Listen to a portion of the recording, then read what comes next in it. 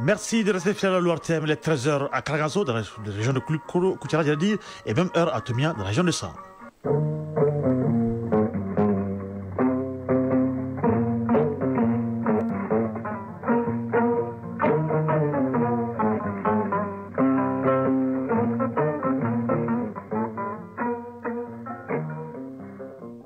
Le journal, Isaac Thielou. Mesdames, Messieurs, bonjour et bienvenue à la deuxième édition de Mali Actualité. Voici les grandes lignes de cette édition. Et la Confédération des États du Sahel, l'AIS, s'est fait entendre au 80e Assemblée générale des Nations Unies. Le général de division Abdoulaye Maïga a expliqué la vision des pères fondateurs de la Confédération avant d'asséner certaines vérités au nom du président de la transition, chef de l'État et président de la Confédération. Nos envoyés spéciaux, Mamadi Koné et Alou Touré, nous ferons le décryptage des jours. C'est parti pour le mois de l'amnistie en Afrique, Mali 25. L'activité a été lancée par le secrétariat permanent du Comité national de lutte contre la prolifération des armes légères et de petits calibres et ses partenaires. Des activités de sensibilisation seront menées durant le mois. Prévention et gestion des conflits liés aux fonciers agricoles. Le sujet est au centre d'une session de formation de 2 jours qui se tient à l'Institut national de formation judiciaire. Les modules à dispenser sont développés dans un document à la disposition de la direction de l'Institut. Thibaut Konaté nous en dira plus. Du sport, il lance la question dans cette édition. Fabrou Diourté nous parla des matchs retour préliminaire des compétitions africaines de clubs. Le Samana de Mako, le Djoliba sont concernés. Le volleyball, on en parla avec les finales de championnat hommes et femmes et bien entendu de la Coupe du Mali de handball en cours. La culture, ce sera en fin de journal. Mariam Kloubali nous rappellera le tabouret appelé en Bamanan Kourou qui se fait de plus en plus rare dans les familles à Bamako. Un tabouret qui a pourtant des vertus conservatrices de foyer pour les femmes et demeure un élément très important d'éducation, de socialisation et de vivre ensemble. Voilà pour les titres. Une fois de plus, bienvenue. La Confédération des États du Sahel, l'AIS, se fait entendre à la 80e Assemblée générale des Nations Unies. Au nom du président de la transition, chef de l'État et président de la Confédération, le Premier ministre, chef du gouvernement, a livré le message de la Confédération à la tribune des Nations Unies. Le général de division Abdoulaye Maïga a expliqué la vision des pères fondateurs de la Confédération avant d'asséner certaines vérités. Le chef du gouvernement a réaffirmé la disponibilité de la Confédération à jouer toute sa partition et a appelé à la réforme de l'ONU. On note la présence du Premier ministre du Burkina Faso et du Niger. Le décryptage de ce discours du Premier ministre avec nos envoyés spéciaux, Mamadi Koné et Alou Touré. L'adresse du Premier ministre et chef du gouvernement était attendue à la tribune de cette 80e Assemblée générale des Nations Unies à New York. Le Premier ministre a apporté le message de la Confédération. Les débats de cette rencontre annuelle se tiennent autour du thème « Mieux ensemble, plus de 80 ans au service de la paix, du développement et des droits humains ». Le cadre est choisi pour faire connaître la vision de la Confédération. Général de division Abdoulaye Maïga, Premier ministre, ministre de l'administration territoriale et de la décentralisation. La paix, l'entraide, le développement et la préservation des droits humains demeurent les principaux objectifs, voire la raison d'être des Nations Unies. Hélas, ces objectifs essentiels n'ont jamais été autant ébranlés dans le monde et au Sahel précisément, du fait essentiellement des groupes armés obscurantistes instrumentalisés et soutenus par des sponsors étatiques étrangers. Les États membres de la Confédération des États du Sahel sont à l'avant-garde de la lutte contre le terrorisme qui constitue à la fois une menace réelle à la paix et à la sécurité internationale, mais aussi et surtout une atteinte grave au fondement même de nos États. Sous l'impulsion de nos chefs d'État, les forces de défense et de sécurité des 3 pays de la Confédération AES travaillent étroitement dans un élan de collaboration et de complémentarité sans précédent. Ils sont portés par un engagement commun et une mutualisation des efforts pour endiguer le fléau du terrorisme. La Confédération réitère son engagement à coopérer avec les pays qui respectent la souveraineté de ses États. Ses choix politiques, ses priorités en matière de sécurité, de lutte contre le terrorisme et de développement sont connues. Au moment où l'on célèbre les 80 ans des Nations Unies, dira le Premier ministre, le cadre multilatéral est mis à rude épreuve dans un contexte marqué par la polarisation, le retour progressif du nationalisme, du protectionnisme et des rapports de force. En choisissant la voie de l'audace et de la souveraineté, les instances confédérales ont lancé des initiatives de rupture fondées sur le développement endogène. C'est là un chemin clair, celui d'apporter nous-mêmes la valeur ajoutée indispensable à nos économies et de préserver la dignité de nos peuples. Ce choix que nous assumons pleinement traduit notre volonté ferme et inébranlable de prendre en main notre destin. S'agissant des droits humains, la Confédération des États du Sahel réaffirme son attachement à respecter et à faire respecter le droit international conformément à ses engagements. Cependant, nous restons fortement opposés à l'instrumentalisation de la question des droits humains à des fins politiques ou de déstabilisation de nos institutions nationales, voire de nos États souverains indépendants.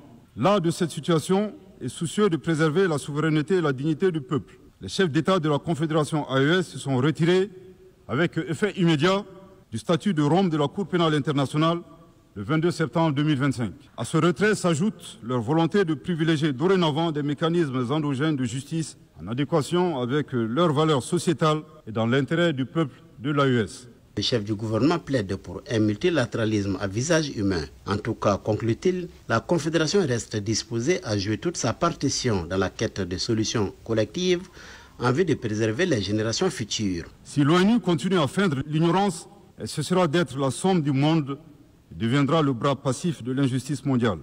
Nous disons ceci, la Confédération AES n'a pas peur, elle ne cédera pas, elle résistera encore et toujours. Quelques instants après son intervention à la tribune des Nations Unies, le Premier ministre est reçu par Amina Mohamed, la vice-secrétaire générale des Nations Unies. Les entretiens entre les deux personnalités ont porté essentiellement sur les défis sécuritaires en Afrique de l'Ouest et la poursuite des programmes de développement au profit des pays du Sahel. New York, Mamari Kone et Alou Touré pour l'ORTM.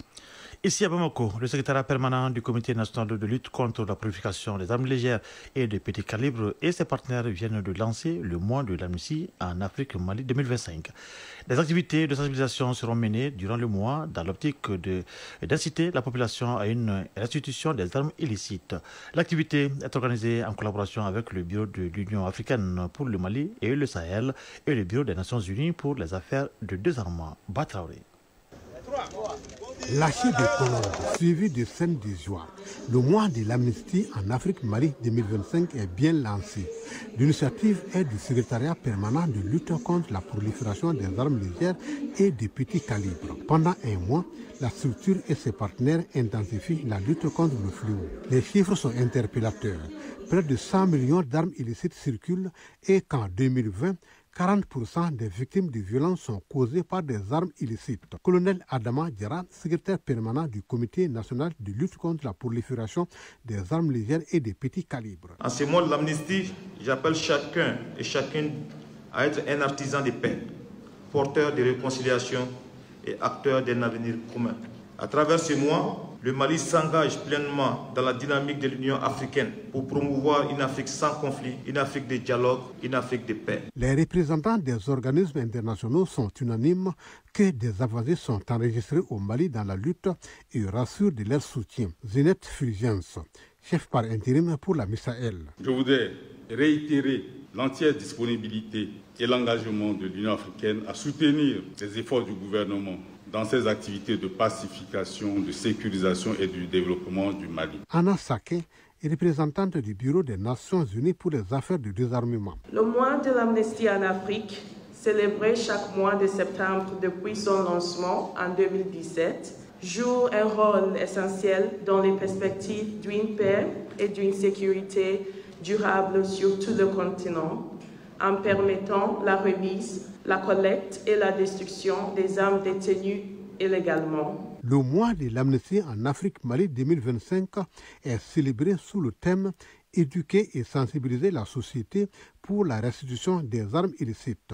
Un choix qui n'est pas anodin. Contrôleur principal de police Seydou Doumbia, chef de cabinet du ministre de la Sécurité et de la Protection civile. Le gouvernement de la République du Mali, fortement attaché aux idéaux de stabilité et de concorde pour un développement harmonieux, aborde ces mois avec ferveur, enthousiasme, ouverture d'esprit et engagement en faveur de la justice, de la solidarité, de la tolérance et de la réconciliation afin de créer un environnement propice à la paix, à la compréhension mutuelle et au vivre ensemble. Conformément à l'esprit du mois de l'amnistie en Afrique Mali 2025, tout détenteur d'armes illicites peut le restituer auprès des autorités compétentes. L'Institut néerlandais pour la démocratie multipartite a présenté les conclusions de son programme Prédire, programme de recherche et de dialogue pour la refondation. Le programme a été essentiellement focalisé sur des activités de recherche en rapport avec la gouvernance en vue de faciliter la prise de décision pour les gouvernants. Les conclusions sont satisfaisantes, rassurent les responsables de l'Institut. Reportage Youssouf Diakité. Le programme de recherche et de dialogue pour la refondation Prédire arrive à terme après 21 mois pleins d'activités sur les thématiques de la gouvernance, de la cohésion sociale, de la démocratie, entre autres. L'Institut néerlandais pour la démocratie multipartite se dit particulièrement fier des résultats auxquels les chercheurs sont arrivés. Célia Delmeida, directrice pays de l'Institut néerlandais pour la démocratie multipartite. Le bilan pour nous est plus que satisfaisant parce que, comme je le disais, cette action est une action pilote. Nous testions une approche. Le dialogue est une compétence que le NIMD avait depuis.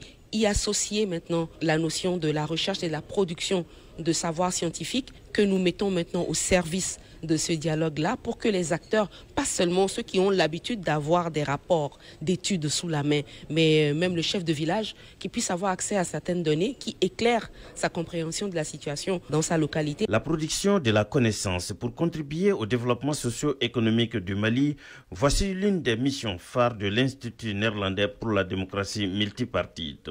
Célia Delmeida, directrice pays du NIMD. C'est un programme qui a été mis en œuvre avec l'appui de l'Union européenne et qui nous a permis sur 21 mois au Mali, mais aussi avec l'appui de nos partenaires au Niger et au Burkina Faso, une série d'activités qui portaient sur l'engagement des acteurs de la recherche et des productions de savoir aux côtés des décideurs, que la recherche scientifique, la production de savoir et de connaissances puisse être un outil au service de la décision publique au niveau communautaire, au niveau régional et au niveau national. Il s'agit d'épouser la dynamique de refondation engagée par les autorités maliennes en vue de garantir la participation citoyenne et l'inclusion sociale. Parlons de prévention et gestion des conflits liés aux fonciers agricoles. Le sujet est au centre d'une session de formation de 2 jours qui se tient à l'Institut national de formation judiciaire. Elle est initiée à l'intention de 114 auditeurs de justice, histoire de renforcer leur formation académique. Les modules à dispenser sont développés dans un document dont 300 exemplaires sont mis à la disposition de la direction de l'Institut. Tchemo Konati. Conflits liés aux fonciers agricoles, une triste réalité notamment en milieu rural, alors qu'il existe bien de mécanismes de prévention et même de gestion si besoin en était. Des mécanismes qui s'approprient 114 auditeurs de justice. Dr Toubaï Kone, directeur de l'Institut national de formation judiciaire. Chers auditeurs de justice, en tant que futurs magistrats, vous serez en première ligne pour dire le droit et garantir la paix sociale dans nos communautés. Je vous exhorte à vous approprier pleinement les connaissances qui vous seront transmises dans le cadre de ce module curriculaire, à débattre avec rigueur et curiosité et à vous engager résolument pour une justice foncière équitable, efficace et adaptée aux réalités de notre pays. Cet exercice de renforcement des capacités découle d'un partenariat dynamique entre la direction de l'établissement et l'ONG Mercy Corps. Il s'inscrit dans la mise en œuvre d'un programme dénommé JAS, un programme dont les résultats sont tangibles, en ce sens que 87% des conflits fonciers sont résolus dans les zones d'intervention que sont Kouchala, San, Bla, Banamba et Nyono. Siaka Sorichal Damele, directeur pays par intérim de l'ONG Mercy Corps. Dans nos 20 communes d'intervention, 290 commissions foncières villageoises et 20 COFO communales ont été accompagnées à travers leur création ou recomposition, leur formation, leur équipement et leur rapprochement avec les systèmes judiciaires. 2303 membres ont été formés. Mathieu Traoré, conseiller technique au ministère de la Justice et des Droits de l'Homme. Le ministère de la Justice et des Droits de l'Homme salue les efforts du programme JAS et de tous les autres acteurs pleinement mobilisés pour y répondre de manière pragmatique.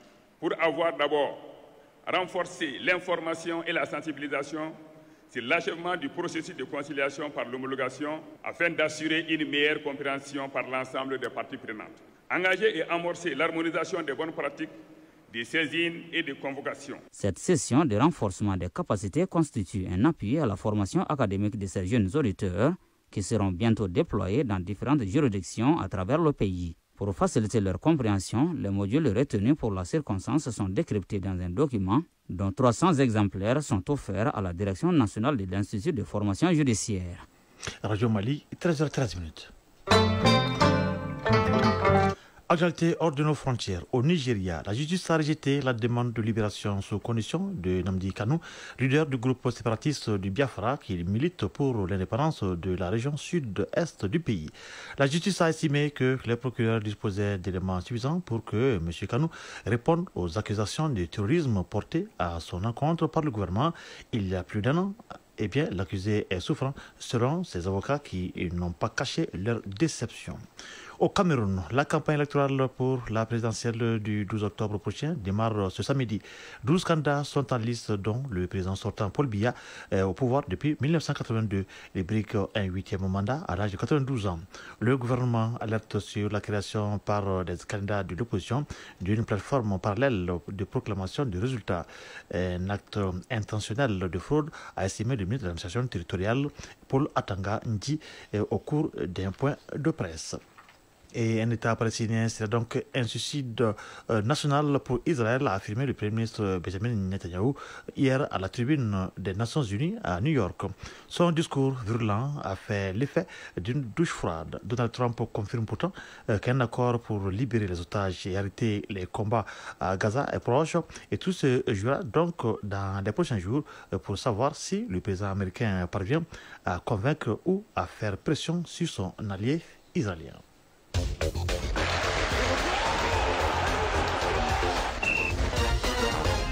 Sport. La Coupe du Mali de handball se poursuit. Les rencontres se jouent au stade Mori Konaté et au stade de Salou Keita de Mongo-Kati. 2 matchs en retard sont prévus ce samedi. Championnat national 2025 de volleyball hommes et femmes. Le dénouement sera connu aujourd'hui. Les finales se joueront donc cet après-midi dans la salle Adra Aïdra du stade du 26 mars. Le football malien s'apprête aussi à vivre un week-end d'une importance capitale avec 2 matchs retour des préliminaires des compétitions africaines des clubs. Le Samuel de Moko et le Joliba, les 2 représentants du pays, se trouvent dans des positions avantageuses. Eh bien, ils doivent cependant confirmer leurs résultats pour s'assurer une place pour le tour suivant. L'enjeu est à détail, non seulement pour les clubs, mais aussi et pour le prestige du football malien sur la scène continentale. Suivons le développement de l'activité sportive avec Famou Durté. Tour préliminaire des compétitions interclubs de la CAF en Ligue des Champions, le stade malien aborde son match retour face à l'AS Tempête de la République centrafricaine avec un avantage confortable mais sans excès de confiance. Moril Mizak Ndjoya, entraîneur du stade malien de Bamako. Nous avons réalisé un bon résultat au Cameroun, mais cela ne nous pousse pas à considérer la qualification acquise, mais nous pensons qu'il faut encore mieux se préparer. Vainqueur 5-0 à Douala, les stadistes reçoivent les Centrafricains ce samedi 27 septembre au stade du 26 mars à partir de 19h pour valider leur billet au second tour. L'entraîneur Moril Mezak Ndjoya reste prudent. De même que nous avons gagné 5-0, on ne sait jamais, les Centrafricains peuvent aussi venir frapper un coup. Même son de cloche du côté des joueurs. Hamam Mandian, capitaine du stade malien de Bamako. On a un objectif bien fixé, donc on va continuer à traverser le même objectif. On va bien préparer ce match et le jouer et le gagner de la bonne manière. En cas de qualification, le stade malien de Bamako affrontera le vainqueur du duel entre FC Nouadhibou de Mauritanie et Bata Fondation de Guinée équatoriale au deuxième tour préliminaire. Dans l'autre compétition, le Djoliba AC est face à un défi tactique en Coupe de la Confédération. Les Rouges de Bamako abordent leur match retour contre les Nigérians d'Abia Warriors avec un avantage tactique après leur match nul 1-1 à l'extérieur. Le but marqué à l'extérieur par Kader Armel offre aux Rouges la possibilité de se qualifier avec un simple match nul et vierge. Cependant, la prudence est de mise face à une équipe nigériane réputée pour son style de jeu physique et direct. Boudomori est l'entraîneur du Djoliba AC. On sait que l'adversaire est venu jouer son va-tout. Nous avons essayé de préparer les jeunes gens au mieux pour ça. Le capitaine Alou Doumbia confirme que l'équipe est prête pour cette rencontre à domicile tout en rappelant l'importance de la qualification pour l'avenir du club. On a joué contre une équipe très joueuse, on va dire, là-bas au Nigeria. Donc maintenant on est en train de préparer le match retour chez nous et Inch'Allah on sera au rendez-vous. Au-delà des enjeux sportifs, les clubs maliens font face à d'importantes contraintes logistiques pour ces matchs à domicile. Ils doivent prendre en charge les frais des officiels de match ainsi que l'hébergement de leurs adversaires. La prise en charge de ces dépenses par les clubs ajoute une pression financière à l'aspect sportif. Ousmane Bagayogo Dikele, président délégué du Stade malien de Bamako. C'est une première en la matière, mais ce qui est sûr et certain, on a travaillé avec les membres de la fédération pour mettre tout en œuvre. Déjà, tous les arbitres sont là. On est en train de faire les derniers réglages pour le match du samedi. Modibo Koulibaly, président de la commission d'organisation de la rencontre Djoliba Assi Abia Warriors du Nigeria. Cette année, il y a une grande particularité, c'est que et l'État et la fédération ont décidé de ne pas accompagner les clubs pour leur campagne africaine, ce qui pose beaucoup de problèmes à nos clubs. Donc les clubs sont obligés de se démêler tout seuls, ce qui fait qu'aujourd'hui nous avons été obligés de mettre en place une commission d'organisation. Handball, à présent, la Coupe du Mali se poursuit. Les 2 matchs de la première journée, reportés pour cause de la célébration du 22 septembre, se jouent ce samedi au stade Mamadou Konaté. L'USFAS affronte en homme le Buton de Ségou et en dame le centre omnisport de Lafiabougou, COL. Hier, chez les dames, le Sigui a été dominé par l'USFAS 32-26. Le COL et le COM ont fait match nul 28-28. Et en homme, le centre omnisport de Bissabougou a eu raison du Buton de Ségou 34-27. L'USFAS a pris le meilleur sur le COL 30-29. Volleyball pour terminer, 16 équipes participent au championnat national 2025. Des équipes venues des ligues régionales et du district de Bamako. La compétition a commencé dimanche dernier, 21 septembre, et elle rendra son verdict ce week-end dans la salle Abdallah Maman Aïdara du stade du 26 mars de Yirimadio. Après la phase des poules, suivie du Caredas, les finales en dames et messieurs se jouent ce samedi 27 septembre. En dames, le centre de formation de volleyball de Daoudabougou jouera contre l'USFAS. Chez les messieurs, la finale mettra aux prises les 1008 logements et l'USFAS. Voilà, pour ce qui est des rencontres de Coupe du Monde de handball, à match retardé donc ce matin, l'USFAS a battu le Buton de Ségou 33-19 chez les hommes et en dames, l'USFAS a battu le centre de Lafiabougou 25-24. Page Mali Culture 2025. Comme plusieurs de nos objets culturels, le tabouret, appelé en Manakan Kouroum, se fait de plus en plus rare dans les familles à Bamako. Ce petit meuble de fabrication artisanale, aujourd'hui délaissé au profit des articles modernes, garde pourtant tout son sens dans la culture malienne. En plus de ses vertus conservatrices de foyer pour les femmes, il demeure un élément très important d'éducation, de socialisation et de vivre ensemble. Madame Koulibaly a fait le tour de la ville pour constater ce qu'en est des tabourets dans nos familles. Quand la modernité prime sur les traditions, cela ne résulte parfois que de la perte de certaines de nos valeurs ancestrales. C'est ce qui se passe aujourd'hui avec la rareté des tabourets locaux appelés Kouroum dans plusieurs familles à Bamako. Bablin Fane, forgeron.